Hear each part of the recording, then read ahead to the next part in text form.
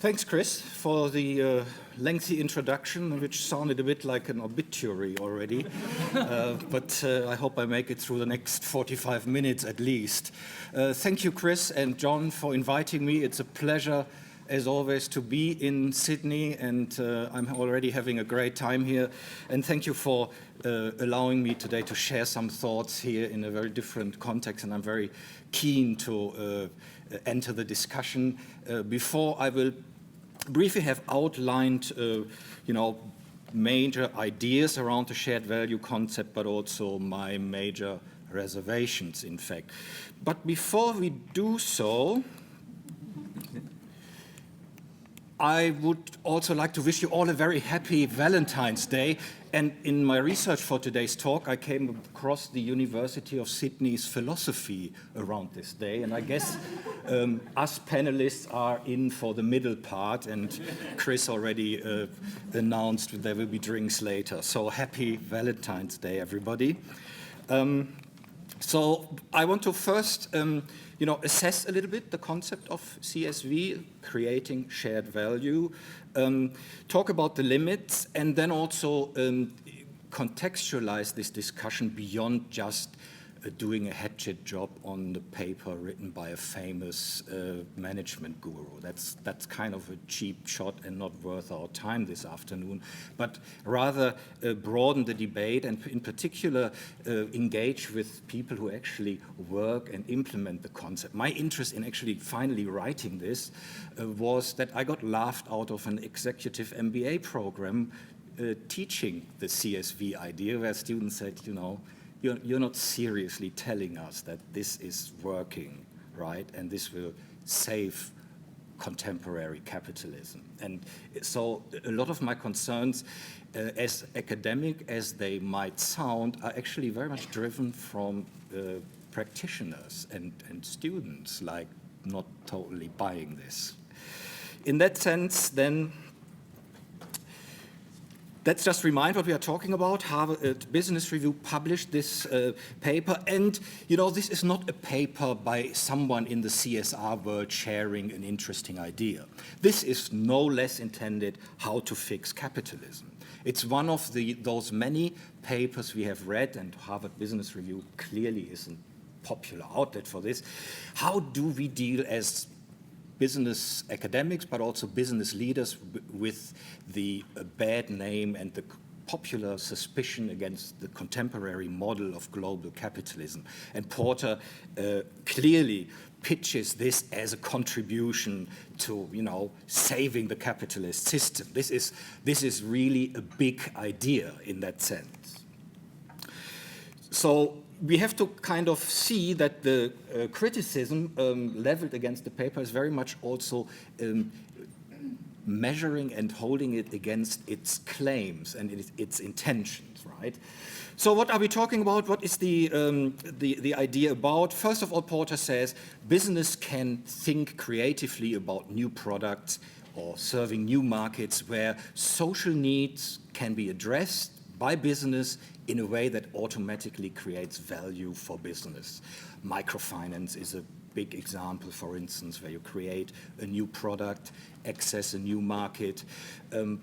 Lots of other examples. Redefining productivity in the value chain. A big example here would be Walmart, who over the last 5 years saved $500 million by making its supply chain more eco-efficient.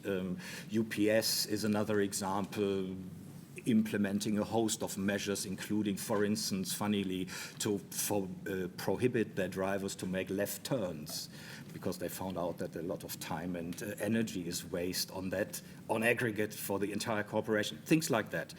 And of course, finally, also his not so new idea about cluster development, but the idea which, is about putting together local clusters which can integrate supply chains, where the waste of one company can become the input product of the other. So the fairly clear ideas. And candidly, there are benefits.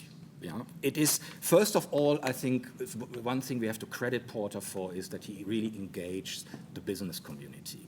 And that's a skill not many of us have, and I think he does that really well.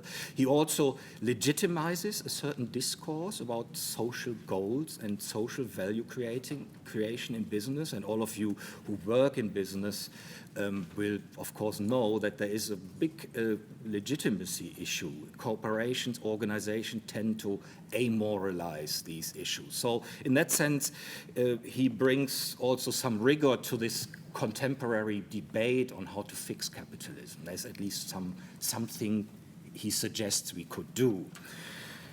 And in many ways, I think he summarizes a lot of the very varied and sort of anarchic literature on CSR, social enterprise, social innovation, under a fairly handy, easy to address and understand concept.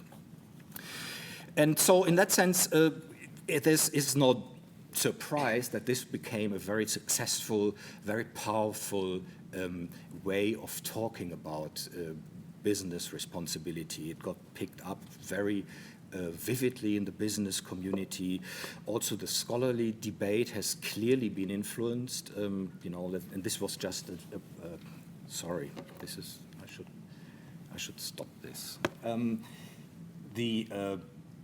The debate in the scholarly world, the citations, and that was just last summer. It's probably double by this time. Clearly an impact, and most of it actually fairly positive, fairly embracing. Now, what's wrong with the concept then, you may ask? And I will briefly try to run you through my laundry list of concerns, which you find here, and of course end up with this wonderful number of 7 of those concerns. So let's first start with the idea that what Porter does here, and that's very important, is not just to say, okay, I have a new idea, there's something new companies can do.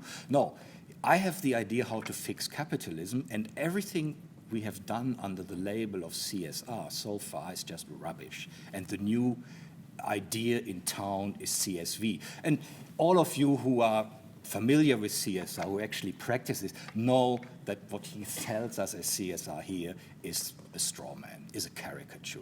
Most companies, certainly in this country, do more in CSR than just dishing out philanthropic donations to all sorts of causes. The companies have started for decades now to rather bolt on, build in sustainability and responsible business practice into their operations. And this is not just a trivial point. It gives our field a bad name with this proliferation of labels, concepts, ideas, citizenship, sustainability, corporate responsibility, corporate social responsibility, what Pierre-Yves Néron calls the conceptual anarchy in this field. And that's just bad academic work. We shouldn't just, for the sake of getting citations, proliferate and pollute the intellectual space with new ideas just because, it's time to get a new acronym going. And I think this is, in many ways, a concern.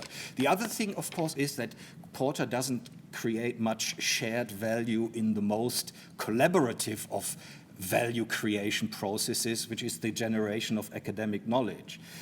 As much as many of his ideas are useful and I think have been embraced by a lot of you, and we will hopefully hear a bit more about that today, these ideas have been around and have been discussed fairly well under the label of social entrepreneurship and social innovation, and there's a literature, most notably published on the pages of the very Harvard Business Review, where these things are already out there. So, for instance, Stuart Hart wrote a paper where he calls Porter a pirate, an intellectual pirate, who just takes these ideas, for instance, around the bottom of the pyramid debate, and rebrands and resells it as CSV. Yeah. And that's, of course, again, where I think we as academics have to be very mindful that this is not a very useful way to proliferate and to make knowledge more accessible for what an applied discipline like management should be ultimately also looking at the real world of management out there. Of course, and that's where my students left checked out, basically, they said, look, I agree you can do things along these lines, but don't be naive about the trade-offs. That CSR, that being responsible, that paying your first-tier suppliers living wages in China, it just hurts. There is no shared value in not employing 14 years old in your sweatshops when you stitch together sneakers and sports apparel. And that's what many companies also, have seen. If you are the one company who doesn't pay bribes in a certain context, you lose out, and it hurts. There's no debate around that. And in that sense, selling the CSV idea not just as something companies can do here and there and find opportunities, but as a way to save capitalism, as a way to run businesses, is just disingenuous and, in fact, naive. Yeah. There will always be CSR bottom feeders, or so-called debate around sin stocks, for instance. Yeah. This is just something we cannot gloss over if we are really interested in addressing the model of capitalism and make the current form of a private enterprise organization of private markets, private property in production factors, a more sort of socially responsible venture again. In that sense, in some ways, what Porter does feeds into all those people who have, for a long time, said that CSR is just a cynical window dressing exercise. Robert Reich in his work is very critical, or as Peter Fleming and Jerry Hanlon say it, it's a parasitical logic. It's a parasitical logic on an exploitative model of capitalism, which then finds little side games and side projects where a company can be responsible. And in some ways, this is also evident in the way this concept now works. The biggest adopters in the shared value initiative, for instance, if you look that up online, are Coca-Cola and Nestle. And undoubtedly, especially if you look at Nestle, they have taken this quite seriously and have done interesting and amazing things if you look the way they have changed and addressed their cocoa supply chain. These are really very, very interesting and I think model projects in addressing social issues by addressing the broader social context in the Ivory Coast and other things. This is great stuff. But what do these companies really make their money? What's the business model? Selling very unhealthy drinks. And if you then, just last year, this study by Michael Moss came out that this addiction or addictive potential of salt, sugar, and fat in a lot of processed foods, and this is the main business of these companies, is not just something which came and which was company following consumer preferences. This was deliberately engineered and designed. And what does shared value, creating shared value ideas do with that? Because Coca-Cola and Nestle haven't changed this core approach. They haven't stopped selling Kit Kat. They haven't stopped selling sugary drinks. They just do little CSV projects on the side.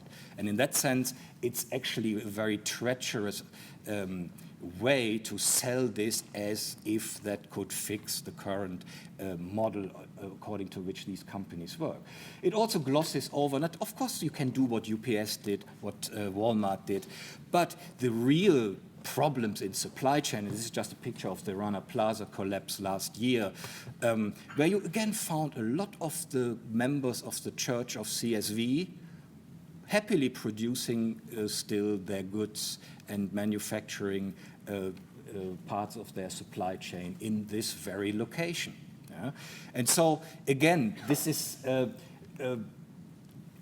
at the end of the day, also for the practitioner, a concept that doesn't really work, because the problems you wrestle with in addressing these issues, and we have seen that in the aftermath of how companies have tried to address this problem, wasn't about creating CSV project. It was about creating new regulation and coming to much more fundamental issues and problems. Yeah?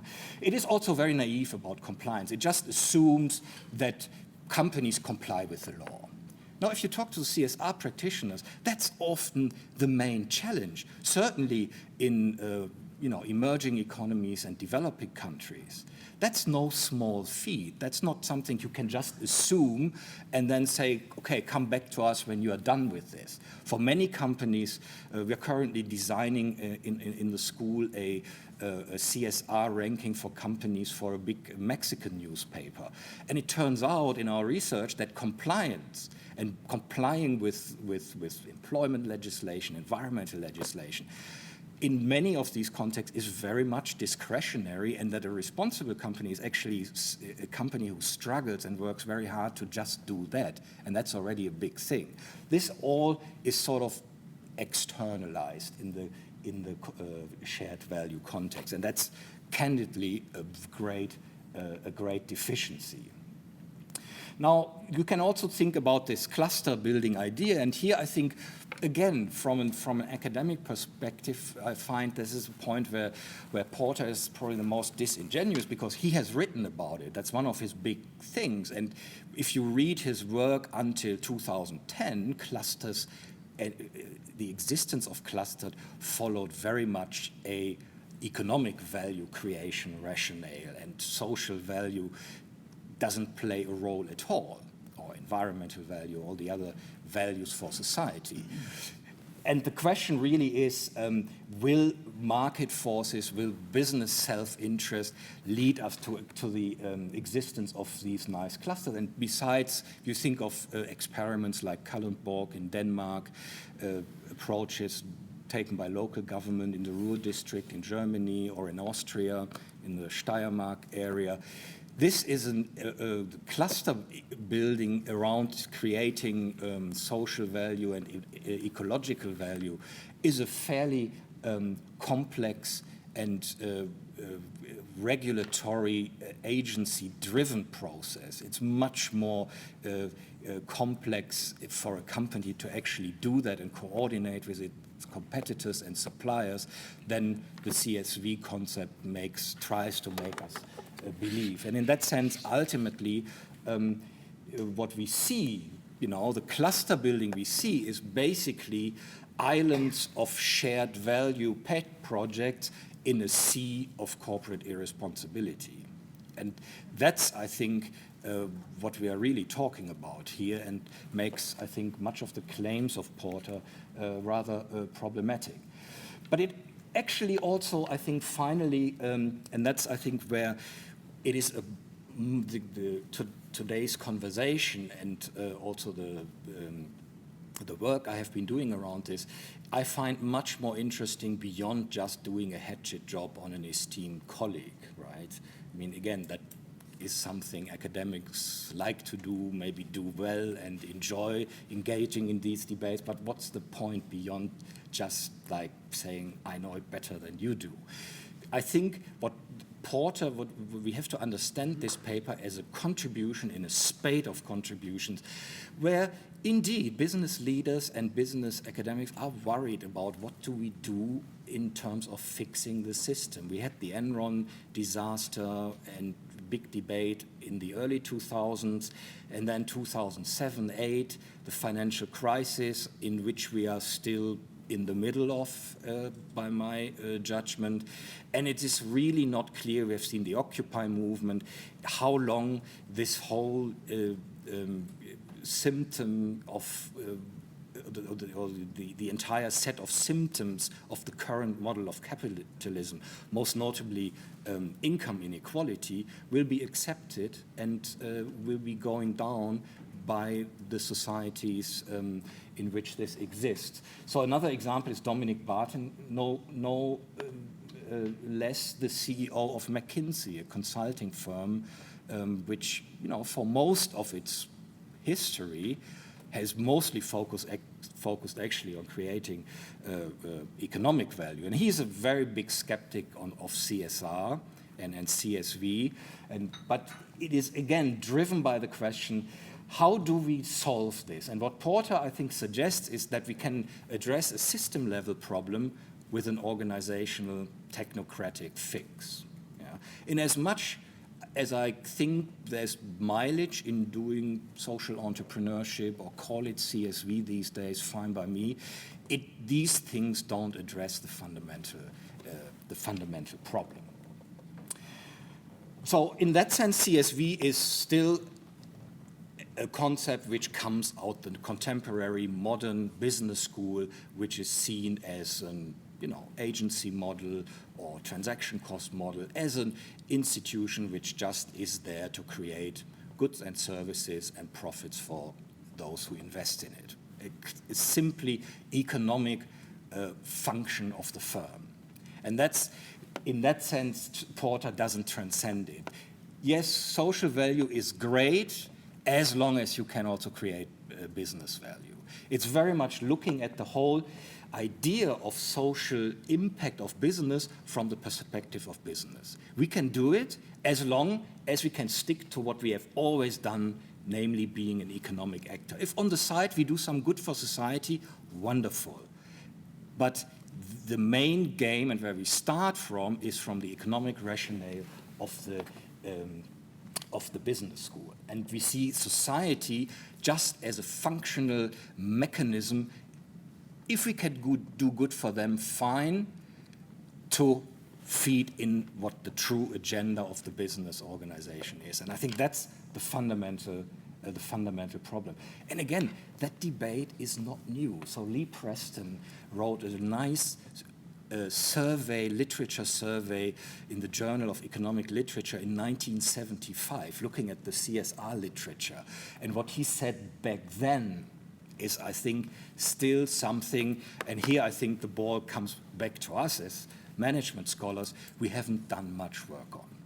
The idea of having a notion of society, of societal needs, where the corporation has a legitimate responsibility and which influence the agenda of the corporation, that's something where we haven't done that much work on as yet.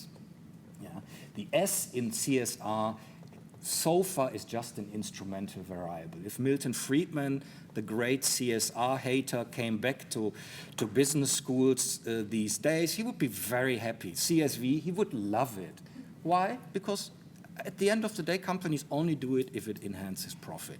And as long as you do that, fine by me, Milton Friedman would say. You probably would add, you just have to have been very, very stupid to not understand that with catering to these social needs, you can actually be more profitable. And that's your job in the first place as business academics, as managers, to find that out and do that well, right? So in that sense, I think what we really need is a different idea of the firm as a multi-purpose venture. And that's the enticing thing about Porter's paper, that if you read the first 3 paragraphs, you think this is great. Or a paper who would deliver on that, fixing capitalism, changing the role of the firm, all these things, great. Let's find out how this works. But if you stick to the old model of the firm just being an economic actor, you're not going to get there, period. And this task of understanding the firm as a multi-purpose venture is still at hand. This said, of course, there are strands of debate and literature who have tried this, right? And I think we need to work more on this, and we need to refine these, and we need to also understand why these things haven't really worked, because we have to be honest, they haven't. Take stakeholder theory. Very popular, the language is popular, but the reason why stakeholder theory hasn't really worked is that it has mostly been adopted in an instrumental sense, in the sense that, okay, if the firm wants to make a profit, a smart firm takes into account that in doing so, they have to rope in all these other groups, consumers, employees, and make them contributors to the yet, yes, economic purpose on the firm. And even Freeman, Ed Freeman in his work is not very, very clear about it. These are other guys who have said, okay, we have to also differentiate that stakeholder theory actually has a normative agenda, that it is about saying everybody who is affected by the corporation or has an effect on the corporation should have a normative right to determine how the corporation goes about its objectives. Yeah? And of course, the main problem in reality is still, certainly in the Anglo-Saxon world, the legal setup of the firm. The fiduciary duties of the board, of the CEO, are to shareholders in most countries. And that's ultimately why stakeholder theory doesn't really work, unless you make this tenuous case as a CEO that say, okay, treating my employees well, treating my customers well, ultimately makes me long-term profitable.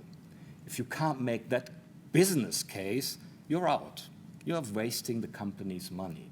And that's a big issue, unless you have different forms of corporate law. If you look to France, Sweden, or Germany, where, for instance, at least employees have a different legal status and are, for instance, sitting on the board as stakeholders and can continue to govern the corporation, fine. I mentioned already the literature on social innovation and social entrepreneurship, and I think that's where I see the biggest value of CSV, and I see also why it got so much traction, that it got a very nice, handy, conceptual umbrella over this fairly diverse literature. What you see, though, in this literature, that this group of scholars and practitioners always had a very limited ambition. It was not about saving the world. It was addressing a certain specific need, mostly in areas of the globe where big corporations didn't come. How to address cataract surgery in India. And then you devise a business model how to address it. How to allow smallhold dairy farmers in Bangladesh to become part of a supply chain for milk. That's a nice solution. But these guys and the literature, and also if you would talk to Yunus, they never have the ambition to save capitalism or come up with a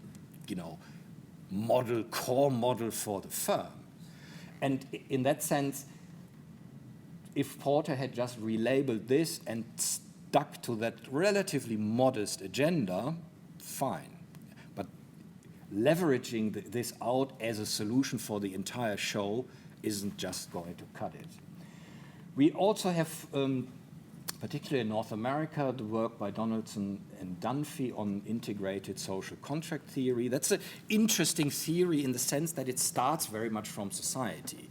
These two guys, certainly Donaldson as a philosopher, were looking at ways how corporations can maintain their legitimacy, and they argue that basically all corporate activities are based on individual mini social contracts where companies with government, customers, employees enter social contracts and thus allow value creation of the firm. And their concern is very much about the international level. What do you do if values differ and how do you integrate that? But that's certainly a very interesting way to understand the corporate embeddedness. So again, there is work done on this front, but we need to do more and we need to push the agenda. More recently, there's a vivid debate, and some of the colleagues here are right in the mix of that debate, thinking about the political dimension of corporate activity and saying, okay, corporations are not just economic actors, but they are also head over heels part in public governance. And I think climate change, for instance, is a topic that interests my colleagues here and is part of the reason I was keen to come here and learn a little. And in that sense, we can understand that corporations from this perspective are very much actors that govern society, very much similar to governments, are in a situation, and that leads back to Porter, where the least of the worries of many of corporations is compliance, but to define the rules to which compliance then takes place. And if you think, you know, the debate here in Australia, you know, I mean, Kevin Rudd is now long gone, but when I came here 2 years ago, he was just gone for the first time. And why and how and how exactly did that happen, and what was the role of the you know, specific industry in that? That's the interesting debate, and where we have to, you know, can talk about a host of examples which has informed this discussion, where we then ultimately come a bit closer to the point saying, okay, if corporations play that role in society, society has new demands. And these are not just that they want to be fed little bits of CSV projects to appease the masses with bread and games, right? But they want corporations to trust, they want corporations to understand how they are governing the future of their children in terms of climate, for instance, and of course also find ways how to influence. This is very much a debate, I think, in terms of the challenges to contemporary capitalism, of how corporations and in whose interests they are governed. And in that sense, I think there is an agenda, there are ways, inroads, but I think this should really push us to explore this research agenda further. If you're interested in what I've said so far, it's out this week or any day now in California Management Review. I will stop here because we still have another event on Tuesday where we will explore some of these things further. I stop here and would be very happy to take some questions, I think, if we still have some time. That'd be excellent. And then also listen to the other panelists. Can't wait to hear. Right. Thank you. Thank you, Dirk.